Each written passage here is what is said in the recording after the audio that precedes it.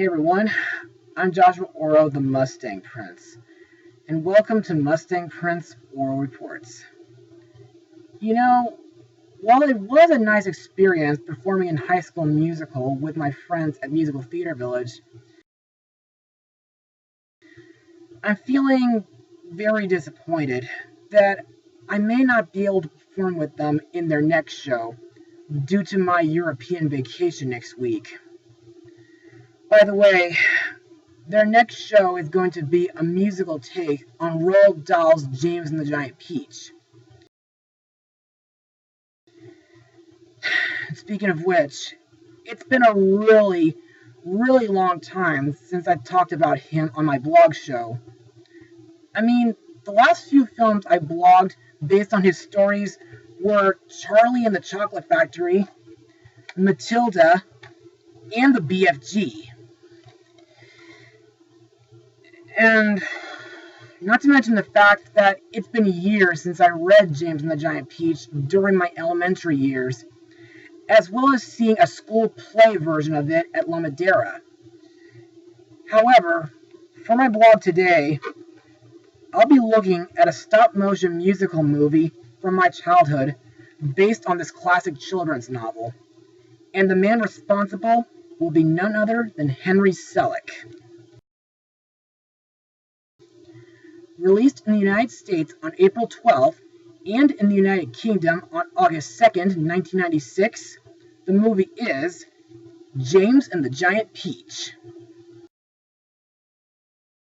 So, let's get started. An orphaned young British boy named James Henry Trotter is forced to live with his cruel aunts after a monstrous rhino kills his parents. Sometime later, James finds a way out of his bleak existence when he discovers an enormous enchanted peach. After rolling into the sea inside the fruit, James, accompanied by a crew of friendly talking insects, set sail for New York City. So, what are my thoughts on this movie? Well, I really loved it. I never saw it in theaters, but I was fortunate to get this movie on home video, and I practically watched it non-stop, even though I first watched it on the Disney Channel, but that's beside the point. Anyway, let's move on to my Mustang notes. Walt Disney Pictures acquired the film rights to the book from the Dahl estate in 1992. The film begins with 20 minutes of normal live action, but becomes stop motion after James enters the Peach, and then it reverts back to live action again when James enters New York. Although, the insect characters remain in stop motion. Henry Selick had originally planned James to be a real actor through the entire movie, but later considered the whole film in stop motion, but ultimately settled on entirely live action and entirely stop motion sequences to keep lower costs. In my opinion, the live action sequences are nice, even if part of the New York background scenery looks a bit cheap, but the stop motion animation is what really sticks out in this movie. And I think Henry Selick did a great job, considering the fact that he, like his friend Tim Burton, who serves as this movie's producer, is a real master of stop motion, just like what he did with The Nightmare Before Christmas and Coraline. Some of my favorite scenes in this movie are the part where James and his friends try to escape a mechanical shark by attaching the Peach to a flock of 100 seagulls, and when they battle some pirate skeletons underwater. However, like some of Roald Dahl's stories, there are some dark moments in this movie. In my opinion, the true terror in this movie comes from the rhino. Now, in the original book, James is orphaned when his parents are killed by a rhinoceros that escaped from the London Zoo while they're out shopping. And, well, that's all we ever hear of the animal. But in this movie, the rhino is used as a recurring theme. mainly a symbol of James's fear and how he eventually overcomes it. And what better way to make a rhino scary than by having it made out of storm clouds, have glowing red eyes, and able to shoot lightning from its horn? Plus, the way it charges is like waiting for the bullet train while you're sitting on the tracks. During the film, we first see the rhino at the beginning while James was dreaming about being with his parents.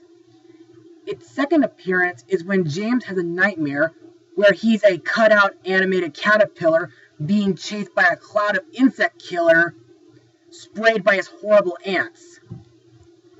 And finally, just when James and the bugs arrive in New York, the rhino has to show up and spoil everything. But by this time, James is no longer afraid of the demon that murdered his parents and haunted his dreams for years. And I especially like the part where James stands up to the monster before the peach got struck down by lightning and falls onto the Empire State Building. Oh, speaking of which, after watching this movie again, the part where James is on the Empire State Building kind of reminds me of when I went up there back in 2016. Now let's talk about the music and songs. And while the songs for the stage version were written by Benj Pasek and Justin Paul, the movie songs were written by the legendary Randy Newman, whom I talked about in my blogs of The Princess and the Frog and Cats Don't Dance. And in my opinion, I think these songs are absolute childhood wonders.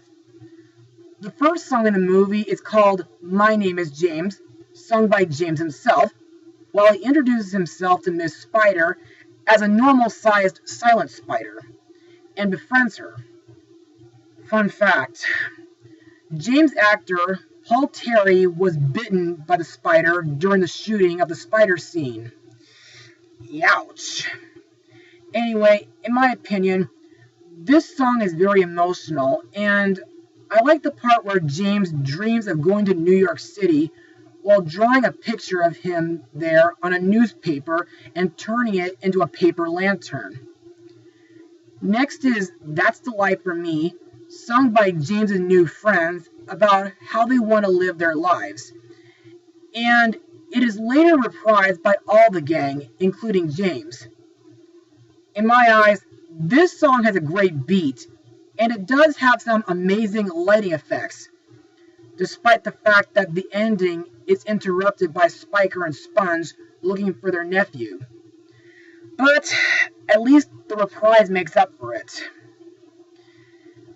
Next we have Eating the Peach, sung by James and the Bug Gang. Fun fact, this song was written in the original book by Roald Dahl. However, in this movie, it is expanded and sung by all the characters, while in the book, it is only sung by Centipede. Next we come to my favorite song in the movie, Family. Now, to be honest, guys, while I did first watch this movie on the Disney Channel, this song is what introduced me to this movie in the first place when I was little, due to it being featured on the Topsy Turvy sing-along video. In my opinion, I love this song's message about the insects being a second family to James.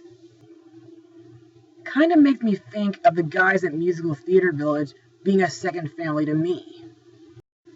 And finally, we have Good News, sung by Randy Newman himself during the end credits. And now, let's move on to the characters and their voice actors. Our main character, James Henry Trotter, is played by Paul Terry, who, after this movie, got to be in the children's sitcom Microsoap. To me, while James did have a miserable life after his parents were killed, I think he's a very special kid, and he's also very clever when thinking of a way to get to New York using the seagulls to fly him and his new friends there. Plus, he was also smart to use the inside of the peach for food supplies.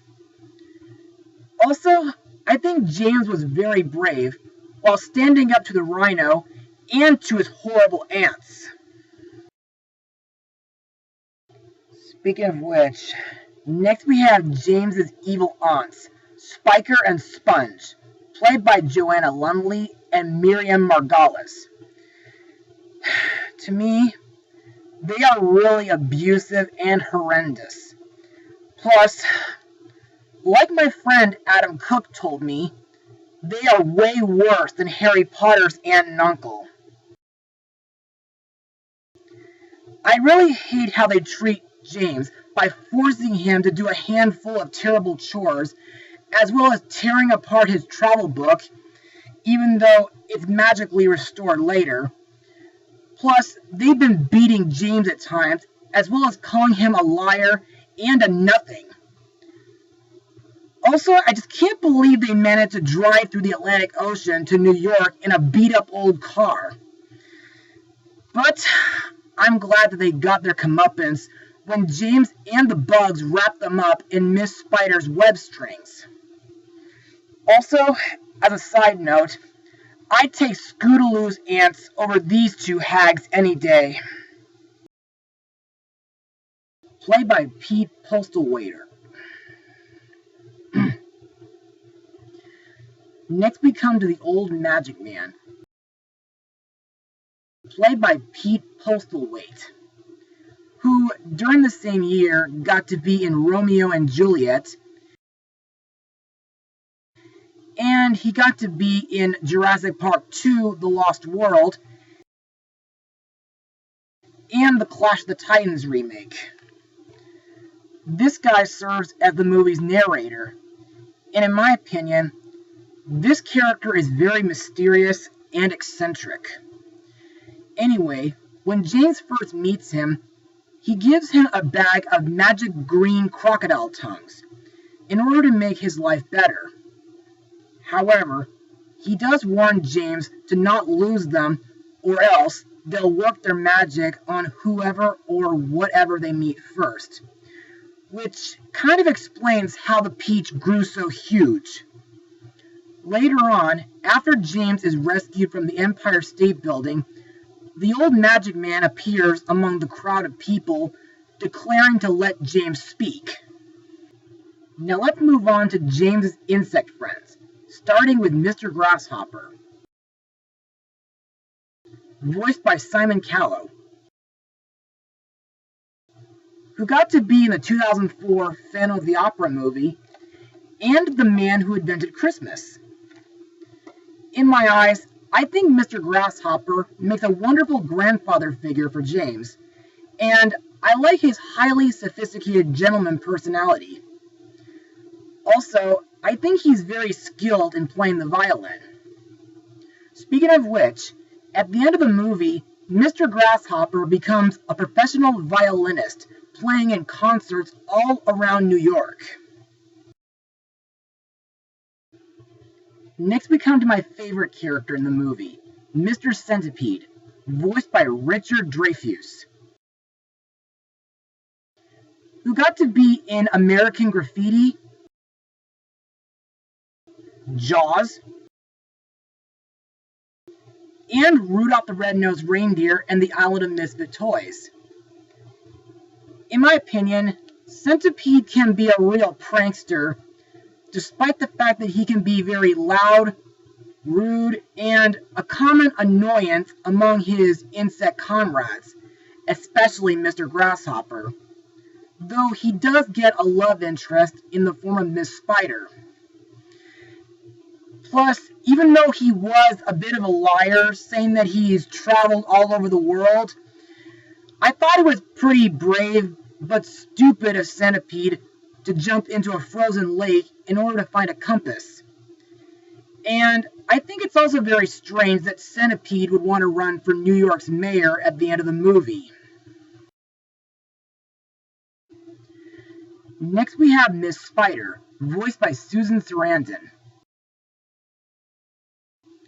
best known from the Rocky Horror Picture Show, Rugrats in Paris, Disney's Enchanted, and of course the 2008 Speed Racer movie.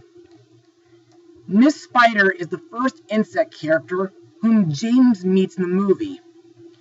Despite the fact that she's a loner, I think Miss Spider is very nice, and she makes a wonderful mother figure for James. Plus, I like when she goes with James to rescue Centipede from the pirate skeletons. At the end of the movie, she becomes the owner of the Spider Club. The next member of the insect group is Earthworm, voiced by Professor R.J. Lupin himself, David Thewlis, who also got to be in Wonder Woman from 2017 and 2011's Warhorse. And he'll be in the upcoming sequels to James Cameron's Avatar.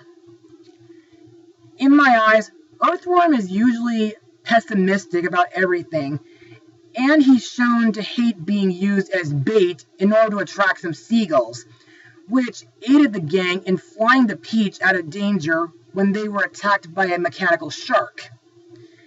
However, when James enlightens Earthworm on how great a hero he was, Earthworm accepts this and dubs himself as Wonder Worm. Plus, I do like how Earthworm's glasses move with his emotions. And I like that he becomes a mascot for the new Smooth Skin cream product at the end of the movie. Mrs. Ladybug is voiced by Jane Leeves, best known from Garfield, The Tale of Two Kitties, Miracle on 34th Street from 1994, Wes Craven's Music of the Heart, and Hercules the Animated Series. Now, next to Miss Spider, Mrs. Ladybug is the sweetest character in the movie, and she doesn't really tolerate rudeness. Also, Miss Ladybug can be very firm, tough, feisty, and yet brave, which is shown when she fends off the robot shark's torpedoes with her purse when they attack James and Mr. Grasshopper. And she's also very protective when James attempts to rescue Centipede. At the end of the movie, Mrs. Ladybug becomes a nurse. And finally, we have the Glowworm, also voiced by Miriam Margolyes. To me, Glowworm doesn't really stick out as often as the other bugs. Mostly she serves as the gang's lantern, and she's a little deaf at times. However, I do like that at the end of the movie, she becomes a new light torch for the Statue of Liberty, saving the city millions of dollars on power. And now let's move on to my final words. Overall, James and the Giant Peach is a real childhood wonder, and in my eyes, it's full of imagination and wonder. The main character, James, is a remarkable kid, and Paul Terry does a good job voicing him. His insect friends are all wonderful, memorable, funny, and loving, and the villains, Spiker and Sponge, are absolutely abusive. Also, the songs by Randy Newman are absolutely classical. However, because of the rhino, there are some dark moments that can be very frightening to some of you. But if you're a fan of the original book, as well as Roald Dahl or Henry Selick, be sure to check this movie out. I give this movie a 96% out of 100. Also, if you're interested in seeing James and the Giant Peach at Musical Theater Village, be sure to go to this website listed here for ticket information. And just to remind you guys, the show will be running from September 13th to October 13th, 2019. And if you can go, be sure to give my best to all the cast members at Musical Theater Village. Well, that's all for now. Be sure to tune in for my next blog as we head underwater into the DC universe. Mustang Power.